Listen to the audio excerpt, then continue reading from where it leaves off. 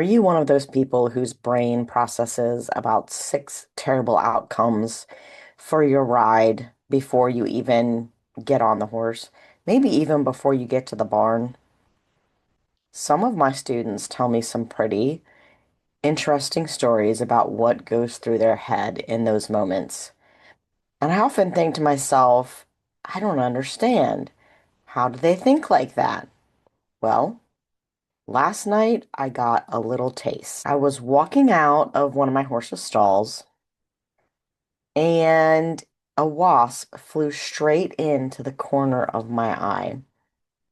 So if my eye or my face looks weird, that's why. And I'm sure that when I clamped my eyes shut out of pure instinct that I caught the little creature in there. So I'm repeatedly being stung and thinking to myself, what do I do? What do I do in this moment? And going through all of the terrible outcomes that could happen because I'm getting stung. There's a horse behind me in the stall that I don't want to upset. You get where I'm going with this, right? So here I am, being stung in the eye, trying to make good decisions while my body is like, I was thinking last night about how my plan today was to record this episode and that my face was probably going to be swollen and look a little crazy. This is really not all that different than what happens to some of my students when they're thinking about riding or during their ride, even. Welcome, friends and fellow horse fiends. I'm Anna Fox of Equus Enlightened, and I'm your host. This is the podcast for horse lovers who want more than simply getting their horse to behave. You want to feel confident in the saddle. You want to understand what your horse is trying to tell you. And you want the partnership you imagined when horses first captured your heart. Even if fear, frustration, or years of conflicting advice have made that connection feel harder to find. Here, we explore the science and soul of horsemanship, equine behavior, nervous system regulation, rider psychology, and compassionate training that helps you become a thinking rider who creates a thinking horse. Because you don't need more pressure, more perfection, or another person telling you to just push through. You need the awareness, skills, and confidence to make decisions that feel right for both you and your horse. Whether you're pursuing competition goals, rebuilding your confidence, or simply trying to understand why your horse did that thing they did, we'll explore the research, the real talk, and the small shifts that create more clarity, connection, and joy in and out of the saddle. And if this conversation helps you think differently about your horse or yourself, give this episode a like and subscribe to the channel Equus Enlightened on YouTube. You'll find more videos here to help you better understand, train, and build a stronger partnership with your horse. Now, grab your boots, take a deep breath. What are you waiting for? Come ride with me. So yes, the wasp really did fly into the corner of my eye and get trapped there for a few seconds. It kind of felt like being zapped by the electric fence repeatedly. While this is happening, I'm thinking to myself, do I swat the wasp? In hindsight, that probably would have been my best option, but I was thinking I would just jam it into my face, right? That probably would have just resulted in one big sting, and then that would have been the end of it. But instead, I'm thinking, well, I don't want to crush it into my face, so I'm not going to go running and screaming wildly because one, that's not really my nature, and two, I have a horse behind me in the stall who's blissfully unaware of what's happening to me right now. So I don't want to freak him out and then get run over in the process of being stung in the eye. All of these things are running through my head while I'm trying to get the wasp out of my eye. I did finally manage to get it out of there and limp my way up to the house. While I'm laying in my bed, icing my eye, I'm thinking I need to record a podcast episode tomorrow, and my face is probably going to look like I went around with Mike Tyson. So here we are. We're doing it anyway because these things happen. People have situations where they feel like they're having a situation like mine every time they get on a horse. Some people, even every time they're around a horse. I often tell my students that the most difficult part about riding is being relaxed while you're doing it. And then I think to myself, well, what does relaxation really mean? I think generally when I make that statement, I'm thinking about it in a physical sense because if our muscles are tight, if our hands are grippy, our shoulders are locked down, our legs are gripped to the saddle, our jaws are clenched, then we're not getting input from our muscles, from what the horse is telling us, from the horse's body, because that information can't flow with the tension blocking it. That is all very important. But relaxation of the mind is very important for the same reason. If your mind is tense, if your mind is running through all of these scenarios that could happen, then again, you're not going to be receiving input. You're not going to be receiving input from a trainer or a coach if you're working with one, and you're not going to be receiving input from your horse either. So, how do we get to a place in our riding where we can feel balanced and relaxed mentally and physically? The first thing I'm going to talk about is what does relaxation really mean? Many people think of relaxation as floppy. I don't know who's old enough to remember the little animated Gumby character or an overcooked pasta noodle, right?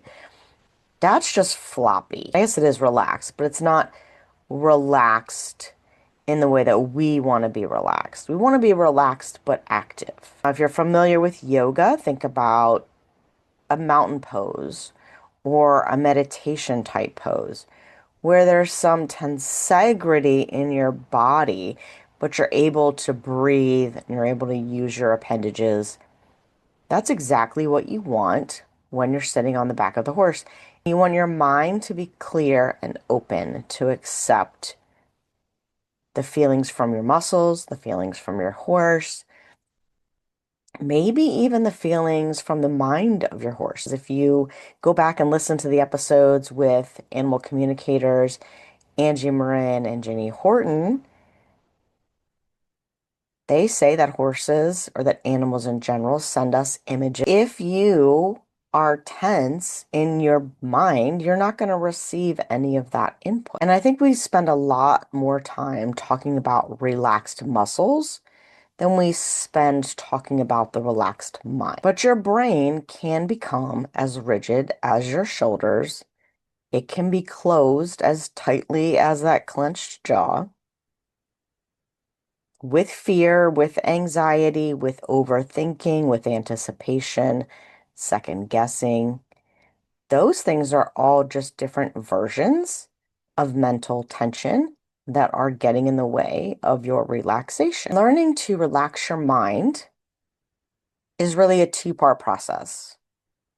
One part is about working through or overcoming the negative thoughts and the fear. I believe that getting down to the core of that fear is really important.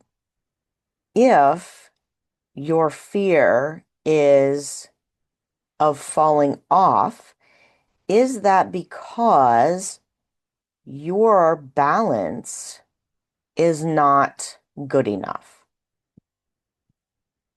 Or is it because you're afraid that your horse is going to do something that will cause you to fall off, which would also be secondary to your balance not being good enough to stay with your horse. Your brain is going to process it in whichever way it wants to. We all think about things like that differently. But if you realize that you have a fear of falling when your horse spooks because your balance, your self-carriage is not as good as you'd like it to be, then that's a starting point for you. Now you can work on your balance. A lot of riders are pushing past their comfort zone in their riding lessons because they want to accomplish more.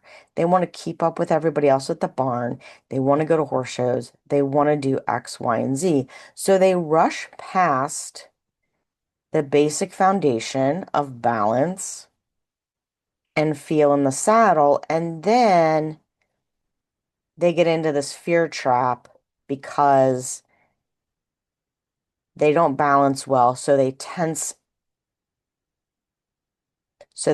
up, and then there's no feel. It becomes a vicious cycle. Maybe it's embarrassing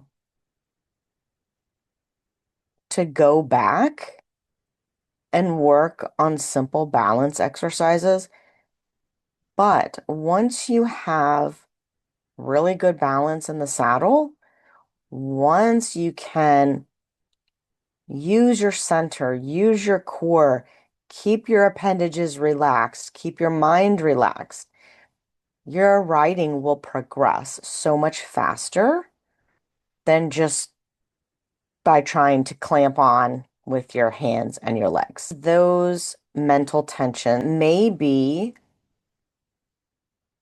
preceded by a physical limitation, right? A lack of balance causes me to have fear. So that makes my mind run through all of these horrible possible scenarios. Another thing could just be that that's the way our brain works. I know some very accomplished riders who can stay in the saddle who still have some fear around riding. Who knows what brings that up? Maybe it's previous bad experiences. In that case, it's likely that your mental anguish is affecting your physical riding. So even though you're physically competent, you may be limiting your physical abilities because your brain is tense and it's making the rest of your body tense. This is why it's important to get to the core of the problem, the core of why you are not relaxed when you're riding. Remember, relaxed doesn't mean flopping around up there like a sack of potatoes. It just means that you can take in information, you can process information, and you can put information back out there into the universe. If you are tense, mentally or physically or both, you're not going to be able to do that. And then your horse is going to wonder what in the world you're so freaked out about. And then that starts a fear cycle for them. Think about this in four categories of tension: physical tension, mental tension, emotional tension, and relational tension. Everybody knows what physical tension is, right? I can't move well, I'm weak, my balance is not good, I'm not coordinated, maybe you have an injury, limited mobility. The solution for that isn't being brave or more confident, it's improving your movement and staying within your comfort zone of doing things until you're strong enough to move outside of that comfort zone. Mental tension is more of that overthinking, catastrophizing. I am going to die. This is the day that it happens. I'm going to be paralyzed forever. My family's going to have to take care of me. What is going to happen to my horse? Second guessing yourself, anticipating the worst. right? These are all things that might run through your head, and that is a form of mental tension. Emotional tension. This is different from mental tension because it's the fear from things that have already happened, previous things, falls, being embarrassed in a lesson, or getting yelled at, feeling like people are judging you. Those things are emotional baggage and they're not a weakness. Relational tension. This one is one nobody talks about, but it is the core tension that I find for a lot of people because they don't trust their horse and the horse doesn't trust them. And neither of you knows how to fix that problem. Neither of you knows what the other one is going to do next. So it's a vicious cycle of tension.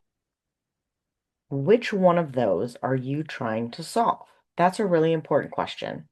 People are often attacking the wrong one.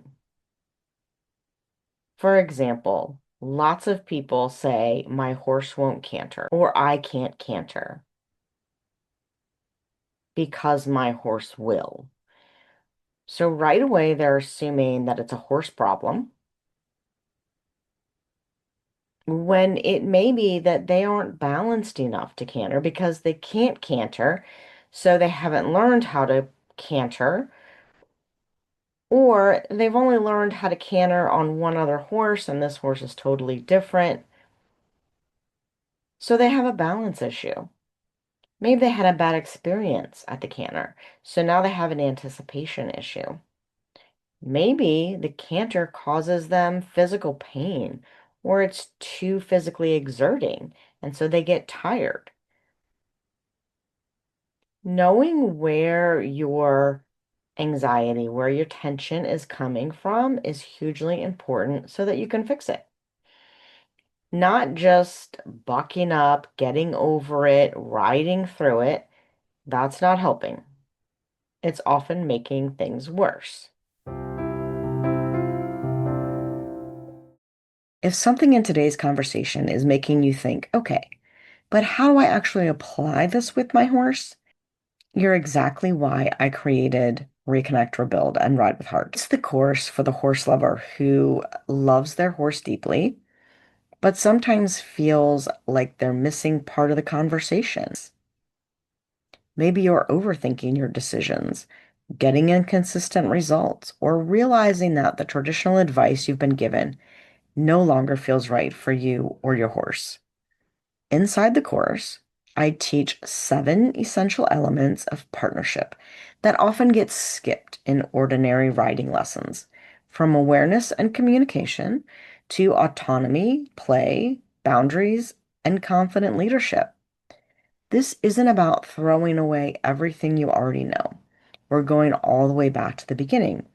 It's about adding the understanding and nuance that help your existing skills work better. You'll learn how to create more clarity, responsiveness, willingness, and connection without relying on more force, more pressure, or trying to become someone you're not. You can learn more about Reconnect, Rebuild, and Ride with Heart through the link in the description of the episode. But let's jump back into it. I like to start people with simple, easy, calm exercises that teach you a little bit more about yourself and your body and your horse and their body.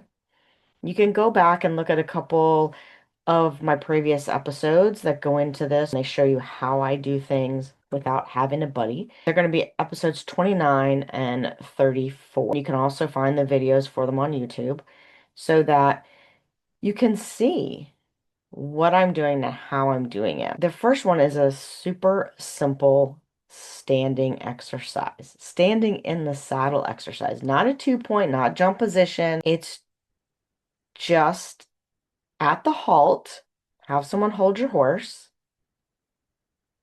stand straight up in the stirrups. Now, in the beginning, you can Push down on the pommel, hold the pommel, whatever to help you with your balance. The goal is to get your hands off of the saddle and out to the side like airplane wings. As far as your mobility allows, just stand straight up in the saddle. Get to the point where you can hold your arms out to the side. Can you lower yourself back down without clunking down onto your horse's back? In the beginning, you may need to put your hands back down on the saddle to help you, but eventually, you want to be able to do it with no hands. This is training balance. It's also training core strength, muscle memory, proprioception, all of the things that we need to actively ride yet remain relaxed. It's a great exercise to do anytime, all the time, just to check and see how is your balance today. Every day our bodies are different, and every day our horses' bodies are different. And once you get really good at doing this and the halt, have your buddy walk your horse for you and go through the same steps. Stand straight up, use the saddle in the beginning to balance, take your hands away. And can you sit down? It gets harder when you go faster because now you have to sit down with the rhythm to keep from losing your balance and clunking down on your horse's back. And you're teaching your brain, you're teaching your body in a very easy, low impact way, but it's very effective. As you can do this confidently and comfortably at the walk, then you can start trotting. And if your horse is a good canter horse on the lunge line, or if they're good on a long rein at the canter and you want to try it on your own, you can eventually get to that point. But start really, really slow. And if you're not good at it, don't stop. Get good at it. It's one of the things that will help your riding in ways you can't even imagine until you've tried it. And what's really interesting is that this exercise allows you to find your center of gravity, your balance, not in a way that somebody's told you to put your heels down, keep your shoulders back, look up, not in some manufactured way, in the way that is most effective and most useful for your body, which will cause your heels to be down, your shoulders to be back, and your chin to be up. So learn where your center of gravity is because that center gives you more confidence than somebody else's manufactured center. When your body has options for movement, you're way more confident. People panic because they think that they don't have any other options and that there's only one outcome. When you do this exercise, you're going to learn how to recover in multiple ways. Learning to recover is really what effective riding is all about. So many times we hear the phrase, hold it, hold that. Holding creates tension. I'm sure you've heard me say that before. Really what we're doing is recovering in little micro movements all of the time. Being able to relax and recover, relax and recover, relax and recover is the way to happy, healthy movement for you and your horse. And if you're going around trying to teach your horse how to balance, you're having to hold them up. Somebody's telling you, hold them, hold them, hold them. Make sure that your balance is really good because if you aren't able to hold yourself in self-carriage, if you aren't able to hold yourself up with your own center of gravity, you're not going to be able to teach your horse. You're just going to be counterbalancing each other, which becomes problematic down the road. The goal in the standing exercise is not to just stand like a statue. It's to learn where your center of gravity is, learn how to recover, learn how to balance, and learn that you don't need to panic. When you start doing this exercise, learn to sit down before you fall down. That trains your brain. Training your brain is going to help with the next thing that I hear from riders a lot, which is, I don't trust myself. Well, usually they say, I freeze, I lock up, I forget everything, I ride like an idiot, I couldn't think, I'm gripping, I'm doing this, I suck, whatever. Those are all nervous system statements.